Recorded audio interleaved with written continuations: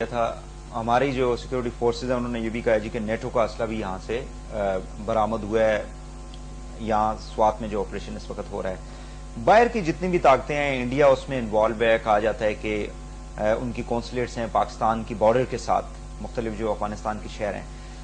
وہ لوگ اگر ان میں شامل ہیں تو ان کے ساتھ کس طرح سے ڈیل کریں گے؟ پھر دیکھیے سب سے پہلے تو یہ جو سارا، اور میں آپ سے اس ملٹری آپریشن کی مخالفت نہیں کر رہا، میں نے بلوچستان کے بھی کیے، جب وزیرستان میں جب فوج جا رہی تھی اسمبلی میں سب سے پہلے کھڑے ہو کے کیا.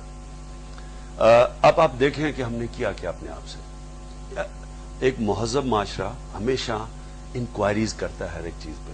ہندوستان حالانکہ وہ بھی ہماری ٹائم پہ آزاد ہوئے تھے، کارگل کے اوپر انہوں نے انکوائری کمیٹی بٹھائی، وہ جیت گئے تھے کارگل میں، پاکستان نے نہیں بٹھائی.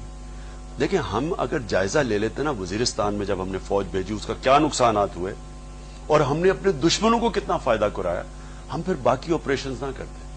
یہ جو ہم جیسے جتنے آپریشنز کر رہے ہیں ہم اپنے دشمنوں کو موقع دے رہے ہیں، پرفیکٹ موقع دے رہے ہیں کہ وہ پاکستان آئے. دیکھیں ہم نے 65 میں ہندوستان میں بھیجے مجاہدین کہ وہاں کسی طرح کھڑے ہو، عوام کھڑی ہو ہندوستان کے خلاف، فیل ہو گئی. آپریشن جبرالٹر فیل ہو گیا. لیکن 89 میں جب ہندوستان نے الیکشنز ریگ کیے اور پبلک کھڑی ہوگی ہندوستان کے خلاف، کشمیر کی عوام، تو تب جب پاکستان نے لوگ بھجوائے وہ کامیاب ہو گئے. 7 لاکھ ہندوستان کی فوج بھجوانی پڑی. انہوں نے موقع دیا. جب آپ انتشار پیدا کرتے ہیں اپنے معاشرے میں آپ موقع دیتے ہیں. بلوچستان میں کوئی مسئلہ نہیں تھا. جب سے ہم نے ملٹری آپریشن کیا، خود گورنمنٹ کہہ رہی ہے کہ ہندوستان کی کاؤنسلٹ سے وہ انتشار بڑھا رہے ہیں. تو ہم موقع دیتے ہیں، اپنے دشمنوں کو بھی موقع دیتے ہیں ملک کو کمزور کرنے کا اور پھر آپس میں لڑانے کا. دیکھیں اس کا ایک اور بھی اثرات ہے. ایک شارٹ بریک لے لیں ناظرین، ایک شارٹ بریک لیں گے. بریک سے واپس آئیں گے تو یہ بھی کہا جاتا ہے کہ امریکہ کے کہنے کی وجہ سے یہ آپریشن شروع کیا گیا. یہ عمران خان صاحب نے کہا ہے، ان سے ہم پوچھیں گے بھی. اور یہ ڈالرز کی وجہ سے سارا کچھ کیا جا رہا ہے. اس کے پیچھے ایک بہت بڑی سازش ہے پاکستان کو کمزور کرنے کے حوالے سے، اور یہ سارا کچھ امریکہ کی چال ہے جو پاکستان کو بربادی کی طرف لے جا رہی ہے. اس پہ بات کریں گے بریک کے بعد. ہمارے ساتھ رہیے.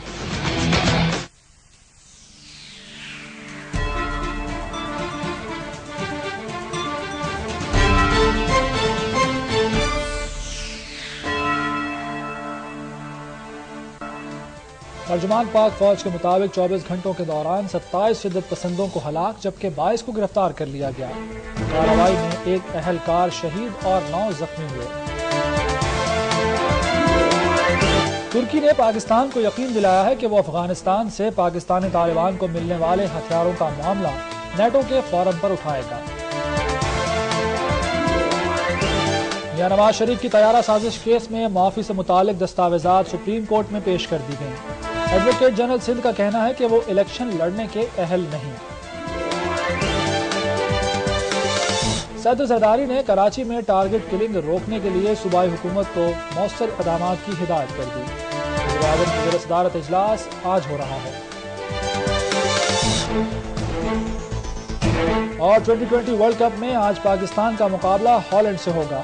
قومی ٹیم کو سپر 8 مرحلے میں جانے کے لیے یہ میچ ہر صورت میں جیتنا ہوگا.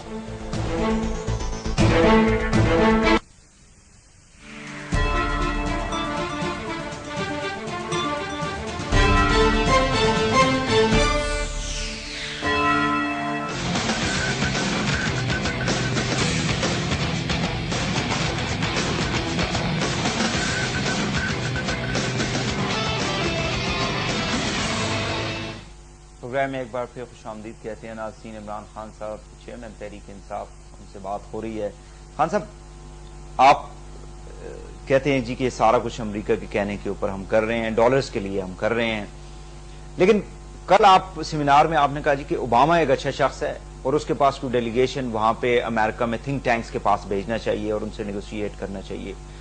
تو یہ دونوں چیزیں کیا اس میں تضاد دکھائی دیتا ہے نا؟ امریکہ کا پریزیڈنٹ ہے اوباما، وہ کیسے اچھا ہو سکتا ہے اور امریکنز باقی اسٹیبلشمنٹ وہ پاکستان کے خلاف ہو سکتے ہیں؟ دیکھیں سب سے پہلے دیکھیں یہ جو ہم بچپنا ہوتا ہے نا کہ اینٹی انڈیا، اینٹی امریکہ، یہ میں تو کبھی کسی ملک کے خلاف نہیں ہو سکتا. ملک میں اچھے برے لوگ ہوتے ہیں، آپ گورنمنٹ پالیسیز کے خلاف ہوتے ہیں.